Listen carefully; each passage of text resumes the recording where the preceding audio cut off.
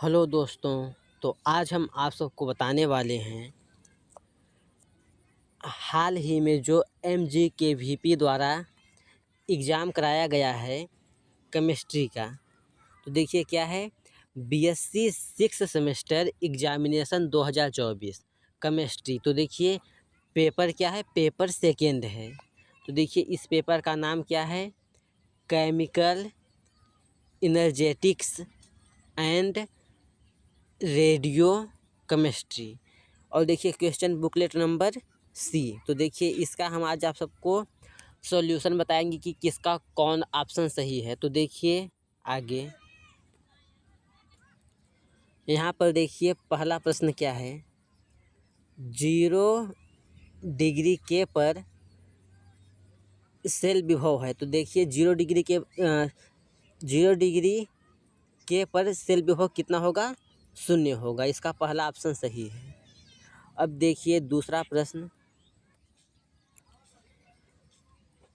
दुर्बल अम्ल एवं प्रबल क्षार से बने लवण का जल अपघटन करने पर pH मान की गणना की जाएगी। तो देखिए इसका सही आंसर क्या है, ये जो दूसरा दिया है क्या है, pH = 1/2। उसके बाद कोष्टक में pKw minus pKb minus log C, यही इसका सही आंसर है दूसरा। अब देखिए तीसरा प्रश्न,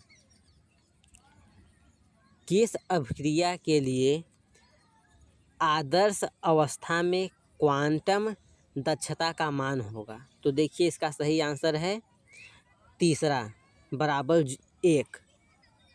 अब देखिए चौथा प्रश्न, निम्नलिखित में से कौन सा गैर विकिरणीय संक्रमण है। तो देखिए इसका सही आंसर है पहला, क्या है, आंतरिक रूपांतरण। अब देखिए पांचवा प्रश्न, निम्नलिखित में से कौन सा विकिरणीय संक्रमण है। तो देखिए इसका सही आंसर क्या है, इसका देखिए ये जो पांचवा प्रश्न है इसका सही आंसर है ये तीसरा जो दिया है, स्फुरिती है, तीसरा ऑप्शन सही है। अब देखिए छठवां प्रश्न,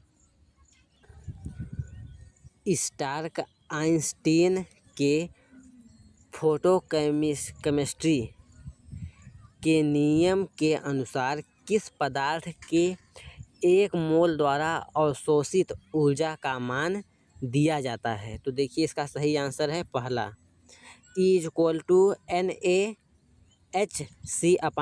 इसका यही सही आंसर है।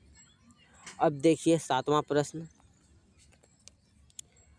अणु के संक्रमण के पश्चात प्रदीप्ति शिखर कितने समय में प्राप्त होता है। तो देखिए इसका सही आंसर, देखिए इसका ये चौथा सही है, इनमें से कोई नहीं। जो ऑप्शन दिया है ये तीनों गलत है, तो इसका सही आंसर होगा इनमें से कोई नहीं। अब देखिए आठवां प्रश्न, आदर्श विलयन के लिए कौन सा विकल्प सही है। तो देखिए इसका सही आंसर है पहला, ΔH मैक्सिमम = 0, ΔV मैक्सिमम = 0, इसका पहला ही ऑप्शन सही है।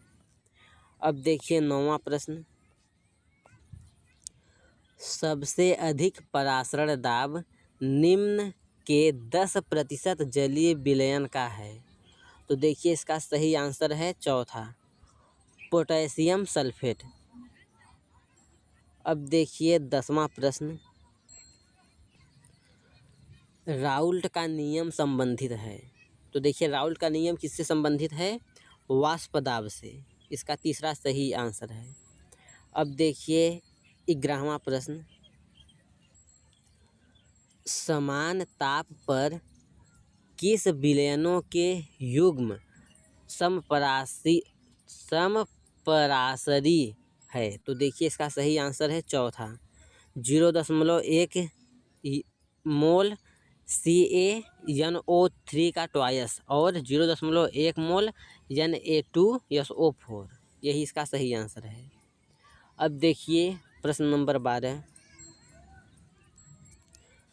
आसूत जल की मोलरता है? तो देखिए इसका सही आंसर पहला है 55.56। अब देखिए प्रश्न नंबर 13, निम्नांकित में से कौन सा अणुसंख्यक गुणधर्म है? तो देखिए कौन सा अणुसंख्यक गुणधर्म है? इसका सही आंसर है दूसरा, परासरण दाब। ये जो परासरण दाब है ये अणुसंख्यक गुणधर्म है। अब देखिए प्रश्न नंबर 14,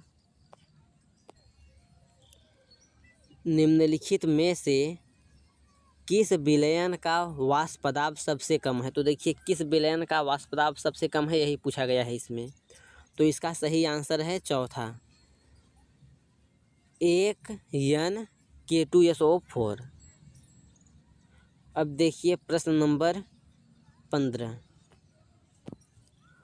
कोलाइडी कण का व्यास है? तो देखिए इसका सही आंसर है दूसरा, 10⁻⁻4 से 10⁻⁻7 सेमी। अब देखिए प्रश्न नंबर 16, निम्नलिखित में से कौन सा आयन FeOH का थ्रायस साल के स्कंदन के लिए सबसे ज़्यादा प्रभावी है? तो देखिए इसका सही आंसर है दूसरा, Al3+। अब देखिए प्रश्न नंबर 17, धनावेशित साल के स्कंदन के लिए सबसे प्रभावी है? तो देखिए सबसे प्रभावी क्या है? इसका सही आंसर है पहला, एल्कोहल।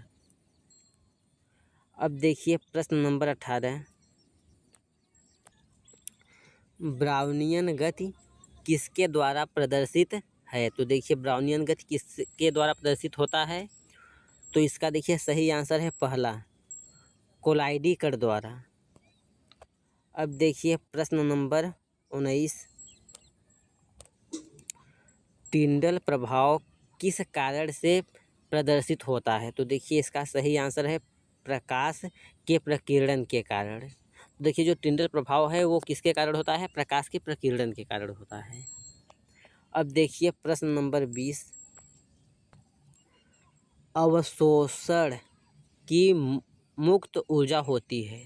तो देखिए अवशोषण की मुक्त ऊर्जा क्या होती है? ऋणात्मक होती है। दूसरा ऑप्शन सही है। अब देखिए प्रश्न नंबर 21, पदार्थ जो अभिक्रिया की गति को कम करता है कहलाता है? तो देखिए जो अभिक्रिया की गति को कम करता है उसको क्या कहते हैं? ऋणात्मक उत्प्रेरक। इसका दूसरा ऑप्शन सही है। अब देखिए प्रश्न नंबर 22, फैंडलिच अधिशोषण समतापीय समीकरण है? तो देखिए इसका सही आंसर है पहला, x/m = Kp⁴ अब देखिए प्रश्न नंबर 23, कार्बन का कौन सा समस्थानिक रेडियो सक्रियता प्रदर्शित करता है? तो देखिए इसका सही आंसर क्या है? तीसरा है, कार्बन 14 जो है ये समस्थानिक रेडियो सक्रियता प्रदर्शित करता है। अब देखिए प्रश्न नंबर 24,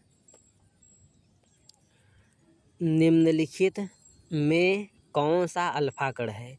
तो देखिए इसका सही आंसर है दूसरा, He2+, यही इसका सही आंसर है। अब देखिए प्रश्न नंबर 25, हाइड्रोजन का रेडियोधर्मी समस्थानिक है? तो देखिए इसका सही आंसर क्या है? ये जो तीसरा दिया है। अब देखिए इसी के बाद प्रश्न नंबर 26, तो देखिए इस प्रश्न में क्या है? एक रेडियो एक्टिव तत्व की 3/4 मात्रा 2 घंटे में विघटित हो जाती है, तो इस तत्व की अर्ध आयु है? तो इस तत्व की अर्ध आयु क्या होगा? 1 घंटा होगा। इसका सही आंसर है पहला, 1 घंटा। अब देखिए प्रश्न नंबर 27, पुरातत्व खोजों की डेटिंग में निम्नलिखित में से किसका उपयोग किया जाता है? तो देखिए इसका सही आंसर है चौथा, कार्बन 14 का उपयोग किया जाता है। तो देखिए इसका सही आंसर क्या है, 4। अब देखिए प्रश्न नंबर 28, कौन सा रेडियो समस्थानिक का प्रयोग थायराइड कैंसर के उपचार में किया जाता है? तो देखिए इसका सही आंसर है चौथा, I-131।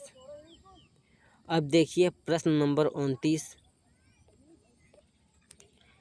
रेडियो एक्टिव पदार्थ की सक्रियता का SI मात्रक है।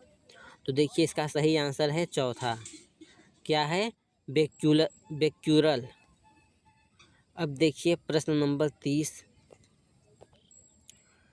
किसी रेडियो एक्टिव तत्व की अर्ध आयु 120 दिन है।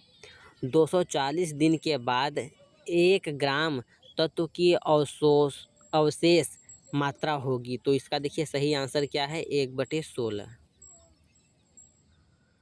अब देखिए प्रश्न नंबर 31, गिब्स हेल्महोल्ट्ज़ समीकरण है। तो इसका देखिए सही आंसर है चौथा। अब देखिए प्रश्न नंबर 32, सही संबंध चुनिए। इसका सही आंसर है 4, Q = डेल्टा U। अब देखिए प्रश्न नंबर 33, किस द्रव के वाष्पीकरण के दौरान क्या होता है, किसी द्रव के वाष्पीकरण के दौरान क्या होता है, एंथैल्पी बढ़ती है। इसका दूसरा ऑप्शन सही है। अब देखिए प्रश्न नंबर 34, कार्नाट इंजन की क्षमता है। तो देखिए इसका सही आंसर है दूसरा, 1 से कम। देखिए जो कार्नाट इंजन है इसकी क्षमता क्या है, 1 से कम है। अब देखिए प्रश्न नंबर 35,